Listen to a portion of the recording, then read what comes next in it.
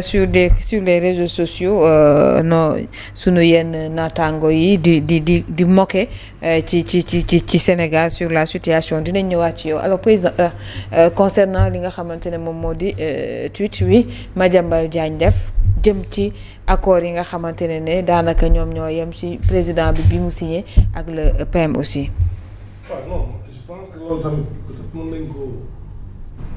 mën nañ ko comprendre d'une certaine façon pour man c'est vrai que le président s'est déplacé en Turquie a signé comme ni nga ko waxee mais peut-être que signature yooyu il fallait que ñu jëmmal ko mën nañ jàpp ne tamit gars yi dañoo toog ba sonn xaar gisuñu jeexitalu signature yi ñu dem avec des projets peut-être yoo xam ne qu'il propose directement parce que n'oublions pas que Ousmane Sonko aussi defoon na fi benn réunion avec le gouvernement pour dire que désormais day am un tableau de bord boo xam ne tous les projets structurants dañ koy matérialiser avec des échéances très claires plus un suivi ça aussi il l'avait fait au lendemain de sa sortie d'ailleurs mën nañ jàpp ne cette visite là peut-être s'inscrit dans suivi du signé waat dans ce cadre là. La différence c'est ça suivi du signé waat. Bon mais est-ce que bon xam nga signé waat aussi au fond ça n'a pas de sens. Voilà. Au fond ça moo tax bëgguma xalaate noonu man personnellement. nga war a rafetal.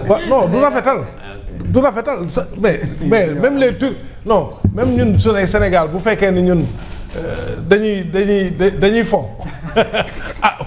Alsaan parce que mais fi Turquie du nekk ci fo yooyu Erdogan il a autre chose à faire dañ waxante dëgg Erdogan il a autre chose à faire. En tout cas su fekkee ne ñun Sénégal dañoo toll ci fo c'est-à-dire bu fekkee ne Sénégal ñun dañoo toll ci fo di signer waat les mêmes choses mais man jàpp naa ne Erdogan mag la non nekkul ci non dafa nekkul ci non Erdogan non nekkatul ci yooyu déjà Erdogan temps est passé rek dëkkam dafa yëngatu woon des manifestations contre lui ak yooyu donc moi je pense que quand même la Turquie est assez sérieuse pour ne pas verser dans ça quand même ci sama xalaat bu gàtt quoi man noonu laa ko xalaate maintenant Ousmane Sonko qui va après le président espérons que dans les jours à venir ces deux voyages-là vont être matérialisés sur le terrain au Sénégal ici ñun ñu profité wu ci maintenant leneen li nga xam ne nag man débat boobu man du ma ci sori parce que président mooy président ba fii lu ko neex mooy am ci dëkk bii nañ waxante dëgg xam nga nag il faut pas être plus loyaliste que le loolu laa gëm de nañ waxante dëgg président bu ko neexoon Ousmane Sonko dans 15 minutes dootul nekk premier ministre waaw mais nag boo bëggee nag dugg seen diggante dem di man nag foofu du ma fa dugg de parce que bu fekkoon ne dafa nekk président boo xam ne dafa nekk ci ay xat-xat bu jëlee c'est vrai que jël na décision aussi la décision jusqu'à présent loolu tamit c'est une grosse anomalie quand même. C'est toute la difficulté d'analyse. C'est une grosse anomalie non mais encore que loolu moom la neex moi je me dis que moom la neex parce que Alassane le président a tout pour vraiment diriger il a tous les pouvoirs. Absolument. Sénégal fii on a un régime hyper présidentiel. C'est le président qui mais l'homme le plus fort du pays c'est le président. Donc si le président moom ci boppam bu fekkee ni nag nit ñi dañuy am métit ci gis ay pouvoir am gars yi di ko salfaañe mais loolu pour man moom la neex fii ku mu fi nommé directeur nga critiquer ko bu ko neexee booy waxaat mooy passation de service. kon président li koy daal nii da ko neex kon. mais non mais man tamit. da ko neex di kon non dama ne. président li ñu koy wax ni neexul de la. non dama ne nekk président nit toog fee ne la tu n'es pas légitime loolu mu neex président. peut-être que kooku sax falu na ba pare. mais directeur yi nag di critiquer ay président di jël décision te moo leen fa bàyyi. décret moo leen fa bàyyi. par légitime par rapport à. non légitime par rapport à quoi. Commençons par ça pour moi ça c'est plus grave xam nga kee sax c'est un député. Qui a eu un mandat comme le président aussi a eu son mandat. Parce que sénégalais yi ñoo leen jox mandat. député yi sénégalais yi ñoo leen jox mandat mais ñii ils dépendent de moi de ma signature. ils me critiquent ouvertement ouvertement sans prendre de gants. mais député bu defee flagrant délit tamit am na lu ci yoon wax lu mu def nii président c'est un flagrant délit. dama ne. ah c'est un délit. mais ba léegi c'est un délit en fait. c'est un délit. Wax man dëgg yàlla. su ma ko waxoon man su ma toogoon fii nee le président tu n'es pas légitime. du ma ñibbi sama kër. non ça li may xaar. non loolu wax naa ci man sama li nga wax ni loolu dëgg la. li nga wax ni dëgg la parce que il a contesté la légitimité du président. alors qu'il a été démocratiquement élu. démocratiquement élu. waaw un président. yow nga toog Avec sa yow carte fi nga jaar fa la président jaar yow waxoon ne yow tu n'es pas légitime. waa léegi ngay contester légitimité quelqu'un. waa léegi yow koo xam ne man maa ko fal ci sama signature bu jógee di ma critiquer def ma ko dara yow yaakaar nga ne député boo xam ne mandat moo ko wut bu critiquer dinaa ko def dara. président daa neexul a défendre kon. non ça revient c'est-à-dire le président il a tout pour diriger il a tout pour sanctionner li nga xam ne il ne rentre pas dans ses options parce que aussi président loolu la président c'est une vision mais c'est pas pour rien ñu ne la le premier ministre mais c'est la vision président moo koy am yow premier ministre nag xam nga premier ministre lan mooy prouesse am waaw.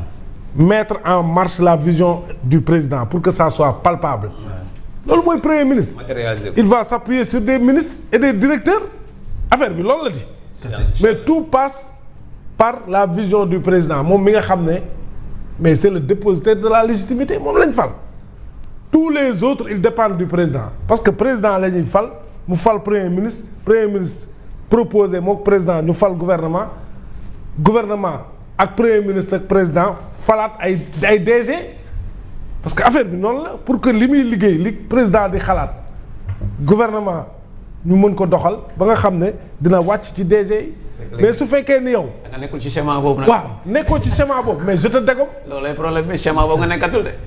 ah schéma bi nga wax nii. ah schéma bi nag waaw léegi. boobu mooy schéma bu normal bi. yow yaa ngi ci waaw léegi bu ñu nekkatul ci schéma bi. schéma bi dafa tas. mais kan la neex. président. parce que moom mooy décider. Alassane c'est le président qui décide après tout c'est lui qui décide mais s'il ne décide pas nag man mu ndaw mii nag. mënatoo ci dara. mënumaa koo fa fekk nag ne ko président kay décider ça je peux pas le faire. ñun tamit il faut ñun tamit. gis nga ñu nit dañoo sonn. non dañoo sonn ñu nit xam nga tamit ñun nit dañoo sonn te coono googu ngay topp sax ba tarxiis ñu yóotu la yow. dem denc la. moo di baal di wax. yaa daal nee nañ le pouvoir. le pouvoir ça se décrète pas ça s'exerce. mais bien sûr. loolu c'est clair pour bien tout le monde. maintenant nag nit ki bu bañee exercer également. mais loo ci mën c'est le président de la République. mais il faut sauver le soldat Diomaye aussi. non la preuve président. il faut le sauver de. mais wuy ma président bi mu bëggee tontu après sortie premier ministre bi tontuwul. tontu yi saf sàpp la tontu. am na yoo xam ne nañ sax dañ ko dagg sax am na parti. tontu yi saf sàpp la tontu même xaw ma ndax dagg nañ wala dagg mais yi génn yu saf sàpp la. président sax daa mu tontu pratique yéen ñu wax léegi daa war a exercer son pouvoir. non le pouvoir mais quand même tontu na fermement aussi. am na fu muy toll. donc quand il veut. parce que il peut moom s'il veut rek il peut na bëgg rek mais il a tout entre ses mains mais il a tout entre ses mains DER du temps de Macky Sall waa jooju nekkoon DER lan la waxoon qu'est-ce qu'il avait dit Abdoulaye Sarr te suba nga la ko waaj non quand même président yow tu prends des décisions du moom kese de même troisième mandat yi ku ko tudd rek laajal ñoom Moustapha Diakhaté waaw mi ngi noonu waaw dañ koy tudd rek mu mais loolu la mais loolu la maintenant nag quand le président ne veut pas aller vers ça man nag dama ciy maandu parce que damay jàpp ne moom moo fa bëggul dem mais il a les moyens d'y aller. xam nga bëgg a dem Touba yor sa 4x4 boo xam ne bees na tax. demoo kan kay yow am nga essence ak lépp mais boo demul kay yow la am nga chauffeur ak lépp. mais boo demul kan la yow la neex. c'est toi qui décide. donc Sénégal dëkk la boo xam ne amagul benn situation.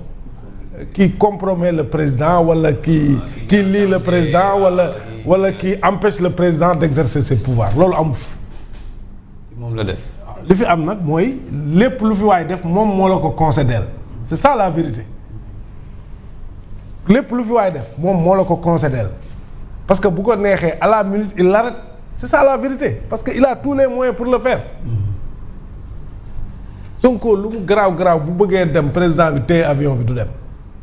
mais bu avion bi demee moo ko jox c'est ça la vérité bu demee pour Sénégal mais moo ko cautionné parce que moom du wax ak sax moom am na ñu muy waxal dara du xew loolu mooy président de la République maintenant nag bu am na yoo xam ne bu amee da ngay xam ne peut-être que moom voilà il est dans ça aussi ce sont ses options réception waaye de bu fekkee c'est vrai mais bu fekkee ne li Madiambal Diagne bind moom. voilà vraiment lu doy waar la parce que tam signé même. maintenant kii tamit lu mu tudd dans une équipe aussi day am cohésion. dans une équipe c'est ça. dans une équipe man ramène toujours au sport et au football dans une équipe il faut mu am cohésion. surtout même boo amee ay talent yu dul jeex te l'équipe là voilà parce que c'est collectif.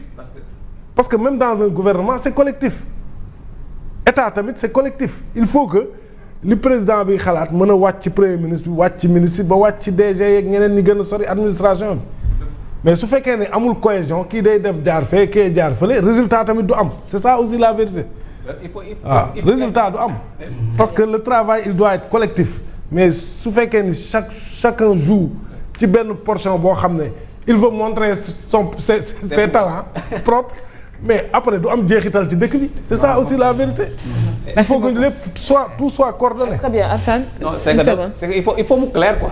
su fekkee ni président dafay dem pour tourisme jaru ko na bàyyi premier ministre mu doxal mais su fekkee moom dafay dem signer également kii di dem signer ça pose problème parce que l'un dans l'autre c'est les Sénégalais qui vont supporter leur charge moo tax man la il faut mu clair su fekkee premier ministre dafa war a dem wala président dafa war a dem signer ko dañu ko jox tous les moyens nécessaires.